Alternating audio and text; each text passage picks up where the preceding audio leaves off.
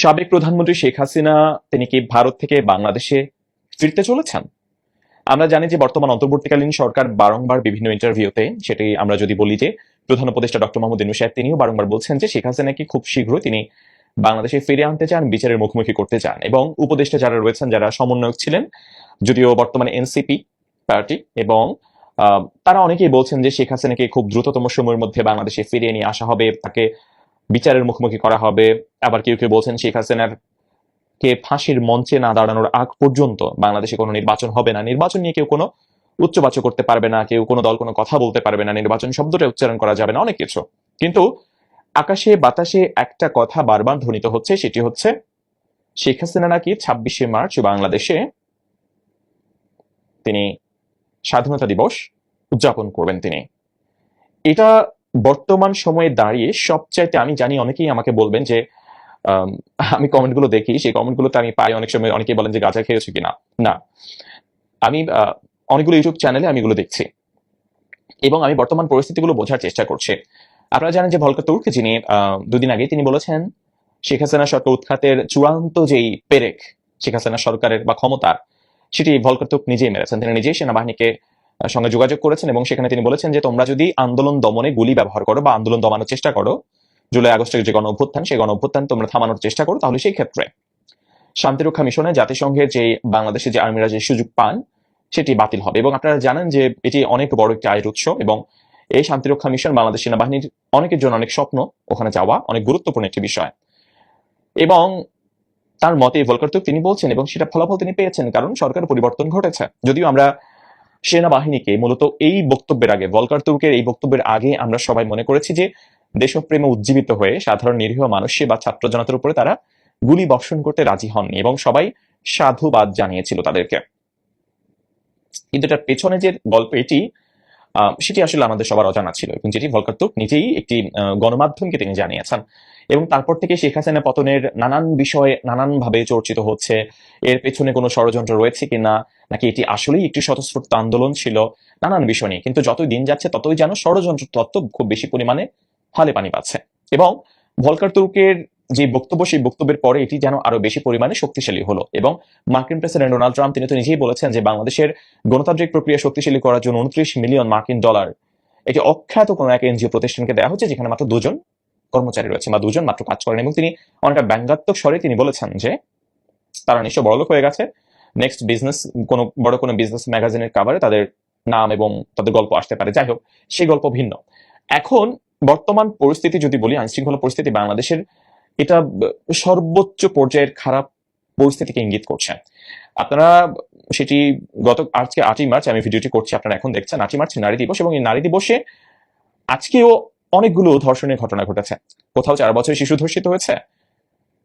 মানে এটা এমন ভাবে বেড়েছে বা বাড়ছে, যেটা প্রতিদিনই আমরা হয় চিন্তার খবর পাচ্ছি, না হয় মবের খবর পাচ্ছি, না হলে রেপের খবর পাচ্ছি। মনে হচ্ছে যেন এই বিষয়গুলো একেবারেই স্বাভাবিক হয়ে যাচ্ছে ডে বাই ডে। এবং এগুলোর বিরুদ্ধে আমরা যে শক্ত কোনো প্রতিরোধ সরকারের দিক থেকে দেখতে পাচ্ছি, সেটা হতে পারে ভোকাল কোনো প্রতিরোধ, সেটাও আমরা খুব একটা পাচ্ছি না, বা সেটি আমরা আইনশৃঙ্খলা বাহিনীর দিক থেকেও আমরা খুব একটা বেশি দেখতে পাচ্ছি না যে হারে ঘটছে। উল্টো আমরা দেখতে পাচ্ছি যে ঢাকা ইউনিভার্সিটিতে ওড়না পরার নানান ঘটনা, এগুলো আপনারা জানেন, এগুলো আমি বলে আসলে ভিডিওটা লম্বা করতে চাই না। এই ঘটনাগুলোতে আমরা দেখতে পাচ্ছি বরং তৌহিদি জনতার একটা মব, একটা গ্রুপ, তারা থানায় যায়, সেখানে গিয়ে তারা আসলে মনে হচ্ছে যেন আইন আসলে এখন মামার হাতের মোয়া হয়ে গেছে। মানে আমার নিজের একটা জিনিস করতে ইচ্ছে করছে, আমি আইনে তোয়াক্কা করছি না। বা একটা দেশে আইন কখন মানুষ নিজের হাতে তুলে নেয়, কখন নেয় আইন নিজের হাতে? যখন দেখে যে দেশের প্রচলিত আইনি ব্যবস্থার উপরে মানুষের ভরসা উঠে গেছে।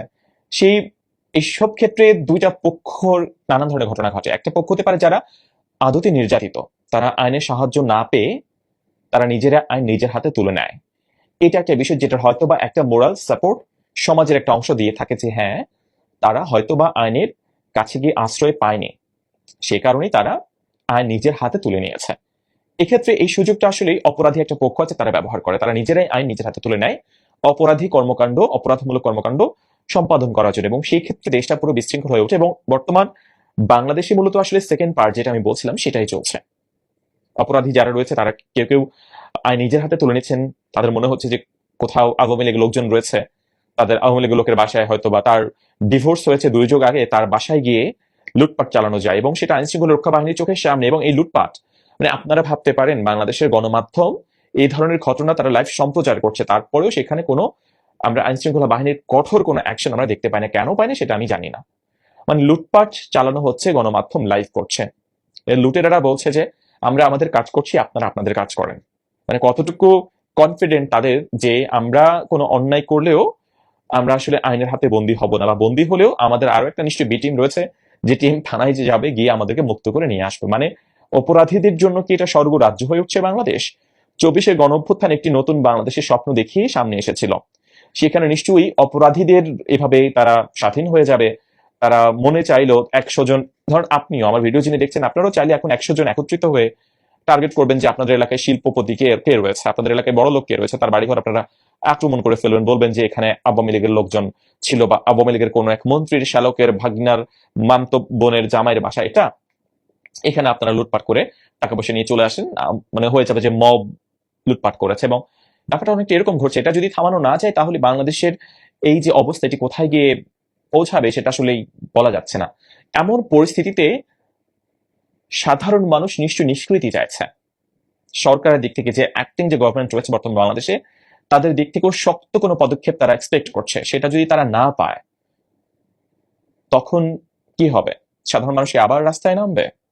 তাদের কি আবারও পুনরায় নিজেদের বুকের রক্ত ঝরিয়ে তাদের স্বপ্ন বাস্তবায়নের জন্য দাম চুকাতে হবে?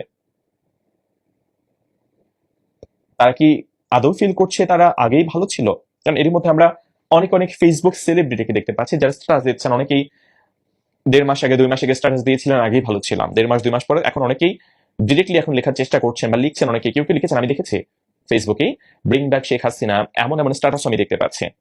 তার মানে কি শেখ হাসিনা ফিরছে বাংলাদেশে? সেই পরিস্থিতি কেমন হতে পারে জানান কমেন্টস বক্সে। ধন্যবাদ।